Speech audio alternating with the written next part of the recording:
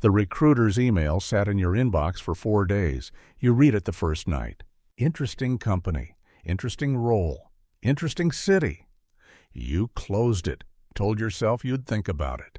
Opened it again 2 days later, read it more carefully this time, and then, before you'd even finished, you thought about the house, about what it would mean to sell, about the timing, the market, the mortgage you'd just spent 3 years paying down. You closed the tab. You never replied. Hello, I'm Lincoln, and today I want to talk about a risk almost no one mentions. Before you buy a home, not the risk of the market, not the risk of the rate, not the risk that something breaks at the worst possible time and costs more than you budgeted for. Those risks are real, and they're discussed constantly. The risk I'm talking about is different. It's quieter. It doesn't show up on any application or disclosure document, and most people don't notice it. Until years after they sign, if they notice it at all. The risk isn't financial. It's behavioral. It changes what feels possible, and over time, the house starts making the decision before you do. Here's what I want you to think about. Not what buying a home does to your finances, what it does to your internal relationship with uncertainty. Before you owned property, uncertainty had a certain quality. Difficult, yes. Uncomfortable, often, but movable. If something wasn't working, a job, a city, a version of your life, that had stopped fitting, you could change it. Not instantly, not without difficulty, but the option was open. Your obligations traveled with you. They were sized to your income in a way that could flex if the income changed or stopped. The floor was always within reach. After you sign the mortgage, uncertainty becomes something different. It doesn't disappear, but it now has a fixed cost attached to it. Every month, regardless of what else is happening. In your life, a specific, large, non-negotiable number leaves your account. The number doesn't know if you're thriving or struggling. It doesn't adjust. It doesn't wait.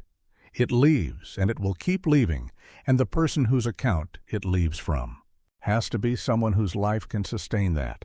Most people understand this in the abstract before they buy. What they don't understand, not fully, not yet, is how deeply that fixed cost rewires the way they think about every significant decision that follows. Let's draw something, not a chart, just a picture. Imagine a straight line running left to right. That is time. That is your life from the day you close to the day the mortgage is paid or the house is sold. Now put a series of dots on that line. Each one is a month. Each dot is the payment. Small on the line, enormous in your life. Now imagine a funnel drawn over the line, wide at the left end, near the beginning, narrowing as you move right. The funnel represents the range of risks that feel acceptable to you at any given point. Before the house, the funnel is wide. A lot fits through it, moves, pivots, experiments. After the house, the funnel tightens. Same ambition. Higher cost of being wrong. After the house, the funnel narrows, not immediately, gradually. The payment sits on the line, month after month. And with each month, the question shifts slightly, not what do I want to try, but what can I afford to risk? The funnel gets tighter, not because you've become less ambitious or less capable, because the fixed costs have raised the floor of what a bad outcome costs you. This is the risk no one talks about, not the risk of the mortgage itself, the risk of what the mortgage does to the range of things that feel possible. Within the first year of buying, most people experience a moment they don't fully articulate at the time. It usually looks like this. A conversation happens, at dinner, at work, over the phone, where someone mentions an opportunity, a role in a different city, a project that would require stepping back from steady income for a period, a chance to do something that doesn't fit neatly inside the current structure of your life. And something in you, before you've consciously decided anything, runs a calculation. The mortgage, the taxes, the insurance, the emergency fund you're still rebuilding. The calculation completes faster than it used to and arrives at an answer you didn't ask for. This doesn't work right now. You say, maybe in a few years, and you already know you won't revisit it. What decisions quietly disappeared from your life after buying? That moment, that quick internal calculation that happens before you've even decided to calculate. Is the house beginning to filter your decisions? Not dramatically, without asking permission, as a natural consequence of having a fixed obligation, large enough to shape the cost of being wrong.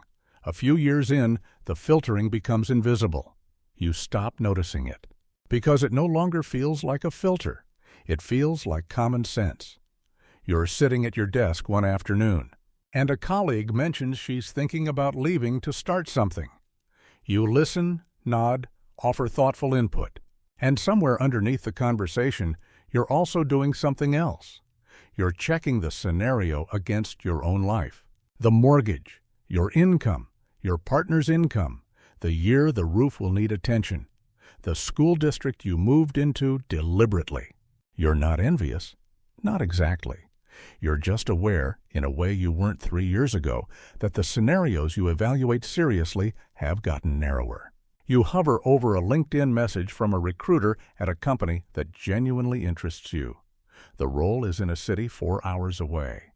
You read the job description twice. You close the tab. You don't tell anyone you did this.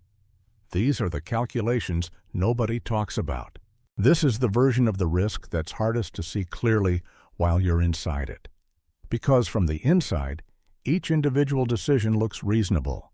Of course you don't upend your life for every interesting recruiter message. Of course you weigh stability against opportunity.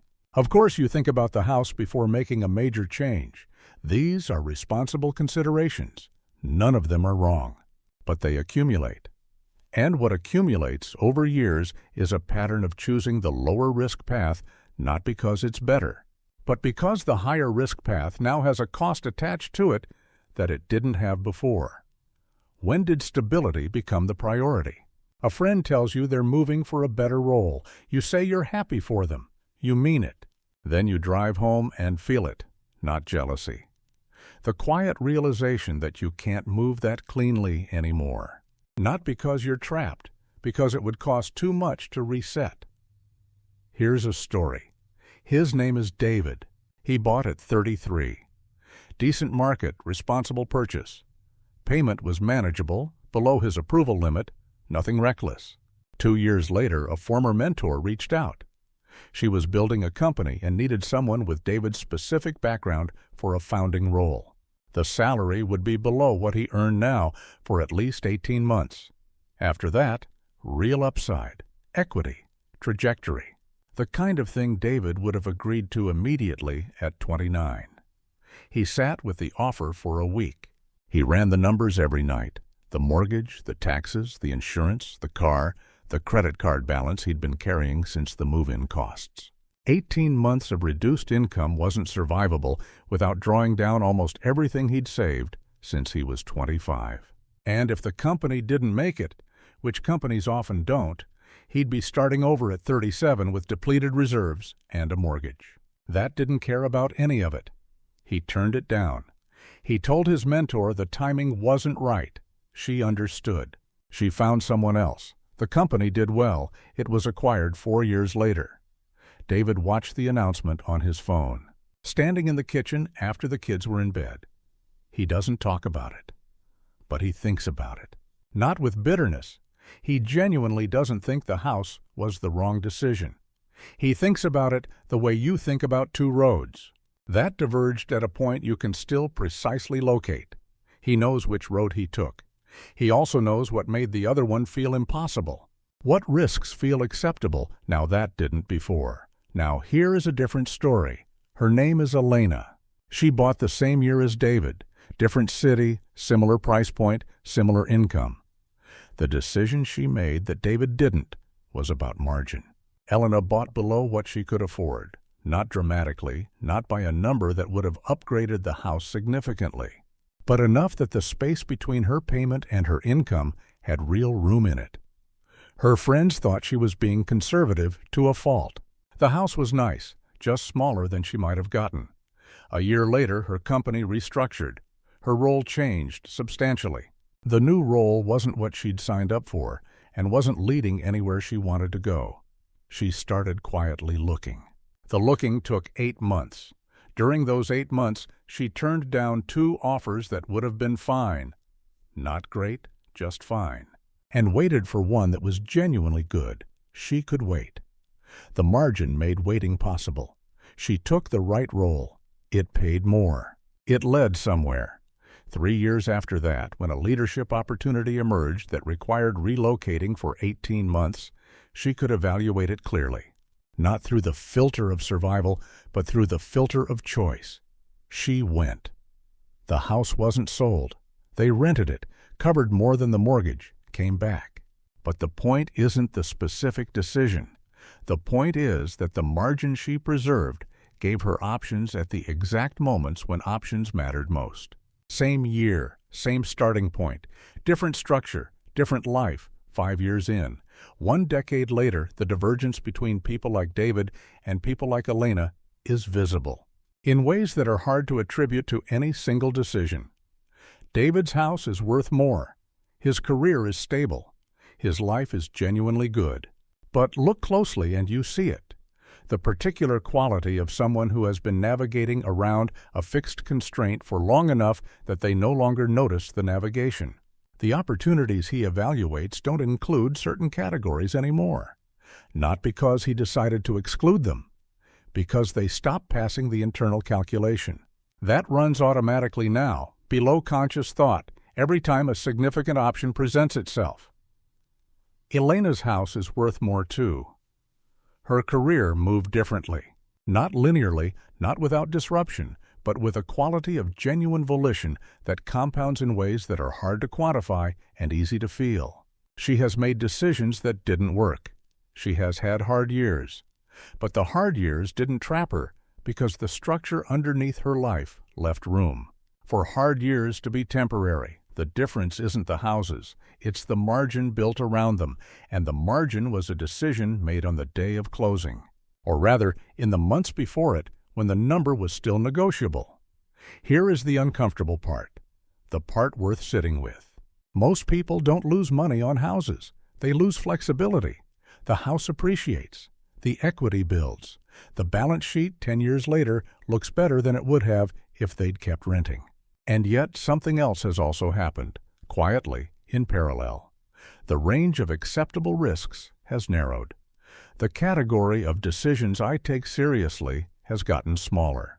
The version of them that would have moved cities, taken the founding role, tolerated 18 months of uncertainty in exchange for a different outcome. That version has become harder to access.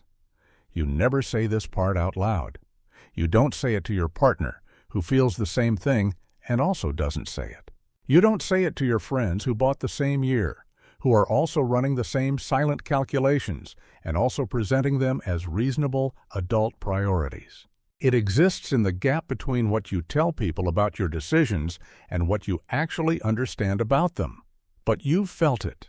The specific awareness that certain possibilities have migrated from things I could do to things that would now be complicated. Not impossible. Complicated. And complicated, when the payment is due on the first, is often close enough to impossible that the distinction stops mattering. The second uncomfortable thing, the filter doesn't announce itself. It doesn't ask permission. It installs quietly in the background of your decision-making. And by the time you notice it, it's been operating for years. Most people only see it clearly in retrospect, in the moment they're watching someone else take the risk they once would have taken, and realizing they didn't stop taking risks because they grew up or got wise. They stopped because the cost of the downside changed. And they never fully reckoned with what that change would mean across a decade. The third, the house didn't do this to you. The way you built around it did. The mortgage is a structure. What you put inside the structure, the margin or the lack of it, the room to absorb disruption, or the absence of that room, that was a set of choices. Choices made before closing, and choices made in the months and years after. The house sat there. The decisions accumulated around it. Think about the version of you that existed before you bought. What risks felt possible then? not theoretical risks, specific ones. Moving for a role you genuinely wanted. Taking a period of lower income to build something. Accepting a stretch of uncertainty because the upside was real enough to justify it. Saying yes to something that didn't fit neatly inside your current structure because your structure was yours to change. Some of those risks still feel possible. Some of them don't. And the ones that don't, the ones that have quietly migrated out of the category of things you seriously consider, that migration has a cause. It's not age, it's not wisdom, it's not that the risks got less appealing, it's the funnel. Narrowing, month by month, payment by payment, year by year. You only think about this late at night. The risk no one thinks about before buying is not a financial risk. It's not a market risk or a rate risk or a liquidity risk, though all of those are real. It's the risk that the house becomes the organizing principle of your decision-making. That stability stops being a means and becomes an end. That the version of you who could hold uncertainty, tolerate disruption, bet on a longer payoff, that version gradually gets quieter, and you barely notice. Because the quieting happens in small increments that each feel like maturity. The house is the right decision for most people, most of the time. In most markets, with enough margin and enough awareness of what the commitment actually means. But the awareness is the part that gets skipped. The part that gets compressed into a closing date and a set of documents and a moving truck and a very expensive first month. Before you bought the house, what kind of risks felt possible? Which ones still do? The risk isn't that you buy the wrong house. It's that you buy the right one, and it quietly makes you smaller.